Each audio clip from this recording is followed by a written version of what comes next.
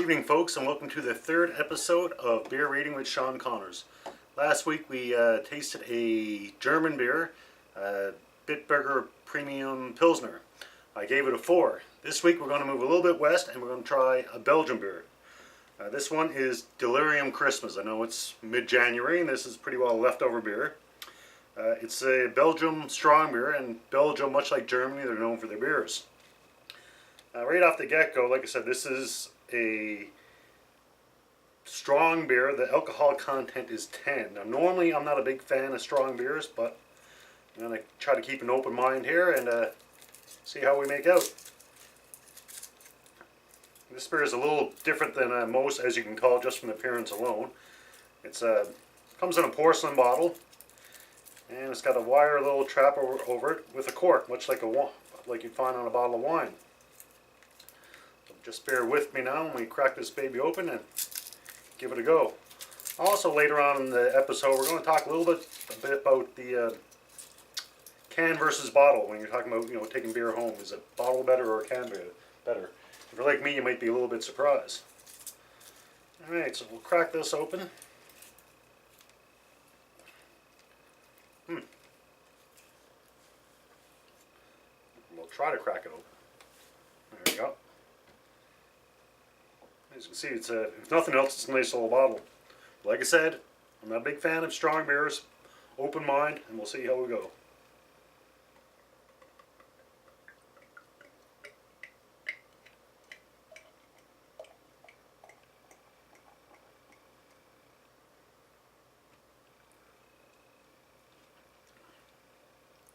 A little bit more head than I prefer.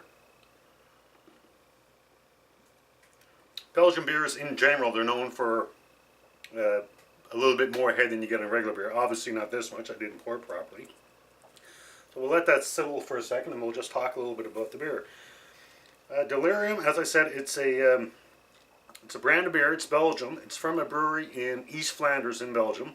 A city by the name of Melles. I'm probably not pronouncing it correctly. M-E-L-L-E-S. They actually have a wide range of beers, and they have several under the Delirium brand. And this one, it's a Delirium Christmas. And all the Delirium, they have their little pink elephant. I'm not sure if you can see that there, but that's how you know it's a Delirium. As I said, it's got some dark color to it, almost like a chestnut amber type of thing. As I said, the Belgian beers in general are known for a little bit heavier head or a little bit more head. Got a different aroma to it.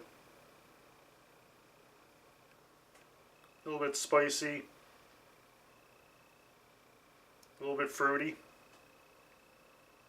Just let that settle for a second and we'll see how it goes. It's also known to be as somewhat of a bitter beer.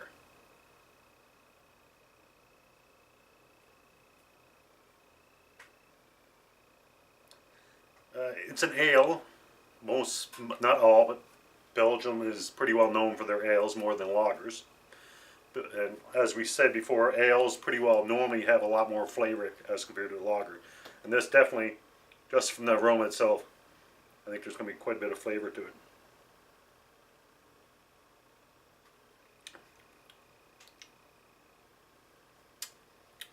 First impression's not bad. It's a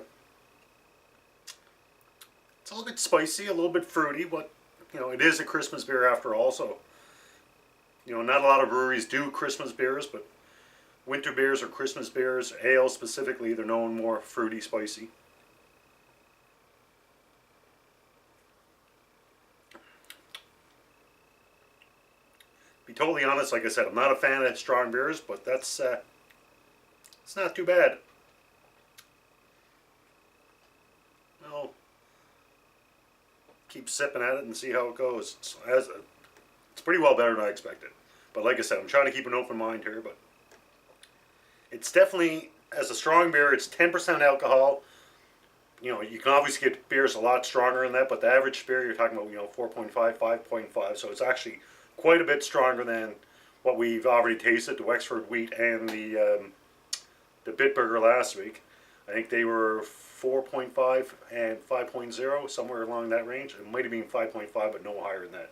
So at 10% alcohol, it's pretty well almost double what I've had the last couple weeks.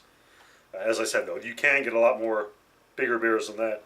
And Belgian beer, I mean, there's certain countries, when you think of them, you think of beer. Germany, obviously, Czech Republic, England for sure, and definitely Belgium, so they're definitely known for their beer. And this brewery itself, I mean, I think it's been around, I don't have the stats, but I think they've been around for about 100 years. They're after acquiring several other, in that time frame, they're after acquiring several other breweries in the area, so I'm not positive, but I think they're actually pretty big for that area of Belgium.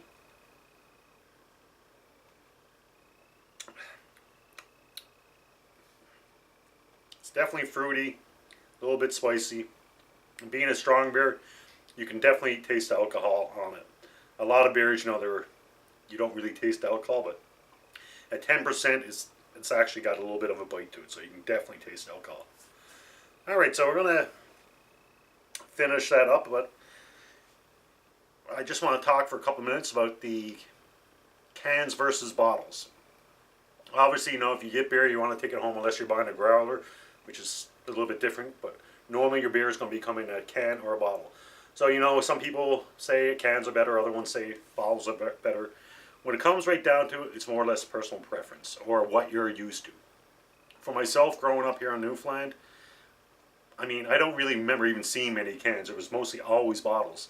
Growing up, the only time I remember seeing cans was pretty well in the mid-'80s. We had a beer strike, and they had to bring beer in from the States. I think it was Old Milwaukee and a couple other beers, and they came in cans. However, when I was in the Navy, being on board ship, that's all they had was cans, and that's pretty well what I'm used to now. But the question remains, what's better, cans or bottles? When it comes right down to it, it's personal preference. There are some benefits of one over the other. For bottles, the big thing is, some people say being in the bottle, if you're going to drink from the bottle, it could keep the beer colder than it would be in a can. Now, there's some people don't agree with that, but that's what some people say and they believe. Other people say that with the bottle, you're not going to get a metallic taste. I'll get to that in a second. And when it comes to bottle, normally you get the brown bottle, and there's a reason why it's in brown bottle. The two of the main things that can hurt a beer are light and oxygen. And with the brown bottle, I believe it's the blue light rays is what makes a beer go skunky. And with a brown bottle, the rays can't go through the brown glass. They can to a small degree, but compared to glass, it offers a lot of protection that way. Blue bottles you might see, green bottles, white bottles, they don't have the same protection as you would get in a brown bottle. However, Miller has a white bottle, and they actually add something, I'm not quite sure what it is, but in the brewing process, they add something to protect the beer from going skunky. Why the rest of them don't, I have no idea. Now, this one is a porcelain bottle. This is completely different from what you'll normally get. This will absolutely let no light in whatsoever, so for bottle-wise, this is pretty good. Now, cans. Cans are actually, if you do a little bit of research, obviously, like I said, it's a personal preference, but if you do a little bit of research scientifically, cans are known to be a little bit better. And there's a reason for that. A can is completely airtight. There's no light getting in, there's no oxygen getting in, so that gives it a lot more protection. As for people say, I don't like drinking out of a can because I get a metallic taste. That's not the case anymore. Cans are actually lined inside. There's actually, I'm not sure the term for it, but there's actually a lining in the can, so you're not going to get a metallic taste. If you do get a metallic taste off your beer, there was obviously something wrong in the brewing process, or, I don't know, you're licking the can. But if you're drinking out of the can, I guess that's a possibility, but if you're pouring it into a glass, you shouldn't have that problem. Carrying a case of cans, a case of bottles, obviously the cans are a little bit easier. And a big one is storage. If you own an establishment, whether it's a pub or a restaurant, or even a beer store or a Newfoundland Hair Corner store, it's a hell of a lot easier to store cans than it is to store bottles. And it's a little bit easier to open. With a can, you just crack it open. She's going with it. With the bottle, you either got to pry it off or you got to screw it off. And a lot of breweries actually nowadays, they're going more with the old style caps that whereby you actually got to pry them off. And the reason for that is, once again, it gives a little bit more protection to keep the oxygen out as compared to what you get off a screw-off cap. So you might see that, especially it seems like a lot of the craft breweries are going back to the pry-off caps. So as I said, once again, it's a personal preference, but scientifically, cans are actually shown to be a little bit better. So there you go.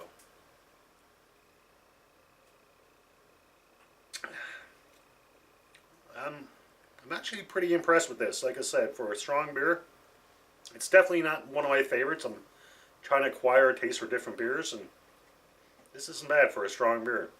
It does have a little bit of an alcohol taste to it, but I mean, it is alcohol, it's beer. So there you go, folks. For my rating for this week, Delirium Christmas, I'd say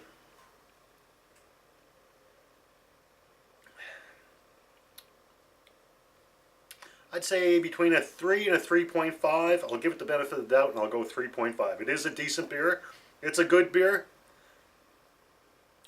A 4 would be very good. I'm not quite there with it yet. Like I said, strong beers for me takes a little bit getting used to. So I'd give it a 3.5. So folks, the weekend's coming up. If you want to try something new, hit your beer store. You never know, there might be a couple of these hanging out since Christmas, leftovers. If not, try one of the other Deliriums. If you do try it, either this one or one of their other beers, make a note. Tell me what you think. Tell me, am I out to lunch at my 3.5? Would you give it higher or lower? I'd love to hear from you. So folks, I'll see you next week. Remember, enjoy responsibly. Thanks.